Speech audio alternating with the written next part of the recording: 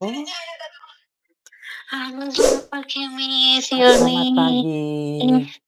Gimana kabarnya Mbak Yun? Ya Allah, Oh, ada apa? alhamdulillah baik. Ada apa sayang? Miss, saya mau curhat. Aku dari udah lama telepon Miss Yuni nggak diangkat. Iya Tuhan, saya minta maaf kalau gitu. Curhat tentang apa sayang? Tapi hati-hati ya, jangan pernah menyebut nama siapapun, termasuk namamu sendiri karena saya tidak ingin setelah viral kalian minta take down. Kenapa sayang? Miss, saya mau curhat.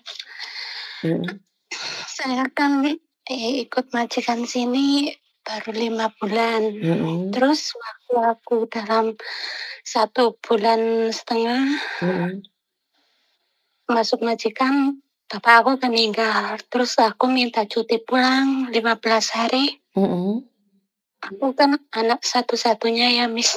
mhm, mhm, Aku punya adik angkat. mhm, Dulu bapak aku kan seorang tukang bangunan.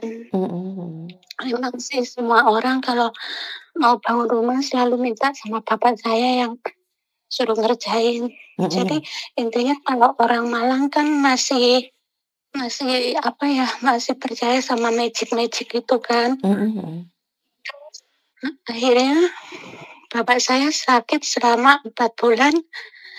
Pertama waktu diantar ke dokter katanya nggak ada penyakitnya. Terus mhm, kedua kali diantar ke rumah sakit katanya kena kanker tumor apa itu udah stadium 4. mhm, Oke. mhm, Terus aku agak kecewanya sama adik angkatku dan anakku. Aku nih di sini berjuang mati-matian supaya bapak aku sembuh. mhm, Dengan cara apapun aku bekerja. Aku ingin bapak aku sembuh karena aku dari kecil udah tahu bapak aku sengsara kerjanya kayak gitu.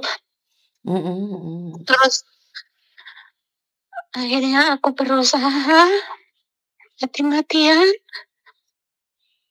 berobat untuk bapak ke rumah sakit.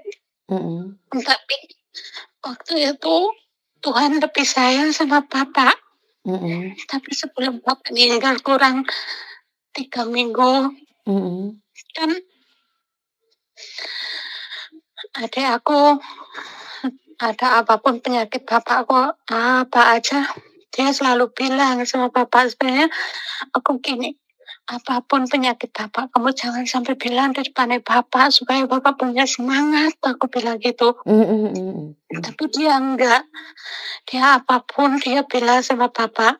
Terus waktu aku masuk majikan yang pertama yang ke sini, mhm, anak aku kan baru umur 17 ya, Miss, ya. mhm, Ya ceritanya awalnya anak saya diminta orang, maksudnya mau dilamar orang tapi kan masih kelas 1 SMA. mhm, Aku bilang, "Jangan dulu, nanti aja kalau udah lulus sekolah nggak apa-apa, mau nikah nggak apa-apa, mhm, namanya jodoh nggak bakalan kemana kan." mhm, Terus akhirnya anak saya oke, nurut sama saya.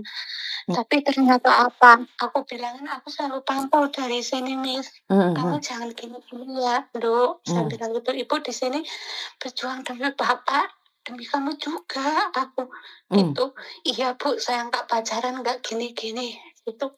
Tapi ternyata apa, mhm, setelah aku masuk majikan, aku malah dengar dari orang luar, Miss.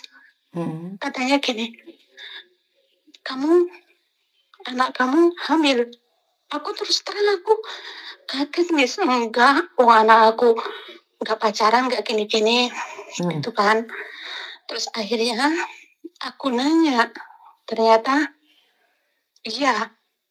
Makanya itu, Miss, aku waktu masuk ke agent ya, aku ada di Taipo, mhm, mau naik kereta, aku udah mau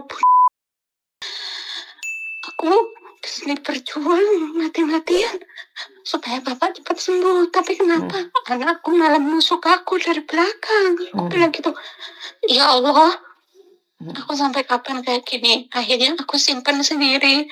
Aku nggak mau bapak dengar, nanti malah tambah beban kepikiran. Orang bapak udah nggak berdaya. Aku melihat bapak udah nggak berdaya. Aku di sini merasa jadi anak satu-satunya nggak berguna. Bapak udah sekarat kayak gitu, aku nggak bisa dampingin.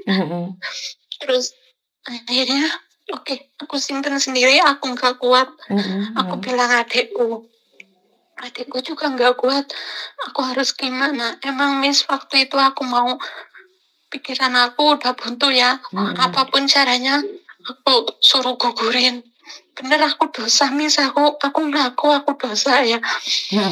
Tapi di sisi lain aku bingung.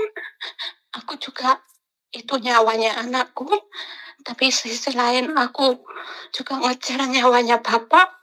Aku harus gimana? Terus akhirnya adik aku mau bilang ibu nggak berani. Aku nggak kuat, bebanku di sini kayak gini, udah mikir bapak, udah mikir anak. Akhirnya aku bilang sama ibu, Nduk hamil. Ibu kaget, kok bisa gini. Ya aku nggak tahu, emang ini salahku. Aku nggak bisa mantau anakku, aku nggak bisa bimbing anakku, aku yang salah, aku bilang gitu. Akhirnya ibu adikku, enggak, jangan sampai bapak dengar, nanti kalau bapak dengar drop malahan gitu. Akhirnya malah itu pacarnya adikku sama ibunya malah nyeberin ke sekolahnya anakku sama ke kampung. Akhirnya kalau bapak kan minimal dengar kalau ada orang yang jenguk bapak di situ. Akhirnya bapak drop. Setelah bapak kurang 3 minggu meninggal, adikku malah bilang gitu juga, katanya dia hamil. Tapi nggak tahu, katanya magic gini dia nggak ngelakuin, mustahil kan Miss. Ya Allah, apalagi dia bilangnya di sampingnya bapak udah sekarat. Walaupun orang sekarat dia pasti dengar Miss. Iya. Tapi dia bisa bicara kan, mustahil. Terus akhirnya aku bilang sama majikan aku, Mbok, saya minta izin pulang. Aku bilang gitu. Lah kenapa bapak udah parah, aku gitu. Akhirnya majikan aku kan nggak percaya, dikirain aku bohong kan. Akhirnya minta bukti yang ke bapak ke rumah sakit, yang pokoknya intinya minta bukti bahwa bapak benar-benar sakit. Akhirnya aku kasih, oke.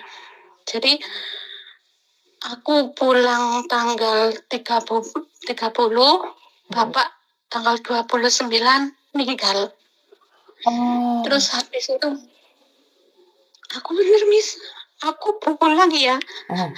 Aku malam pulang, paginya aku pengen bongkar itu kuburan bapak. Aku pengen minta maaf karena anakku yang kayak gitu, bapak meninggal. Aku bilang gitu Miss. Sampai sekarang aku nggak bisa memaafkan diriku sendiri Miss. Aku benar-benar terpukul Miss. Ngerti sayang. Ngerti. Aku anak satu-satunya udah gagal jadiin anak aku anak yang berguna. Aku udah gagal jadi anak, tidak bisa bahagiain orang tua. Sekarang tinggal ibuku satu-satunya. Aku nggak kepingin itu terulang lagi kan. Terus waktu itu aku pulang, aku selesaikan semuanya. Adikku, aku nikahin sama itu laki-laki. Terus anak aku udah tak nikahin sama itu pacarnya, tapi cuma nikah siri aja Miss. Habis itu aku mikirnya gini Miss, kalau anak aku udah ngelahirin aku ingin dia pisah sama bojonya gitu. Kalau di agamanya emang resmi, tapi kalau pemerintahan kan nggak resmi kan, Miss.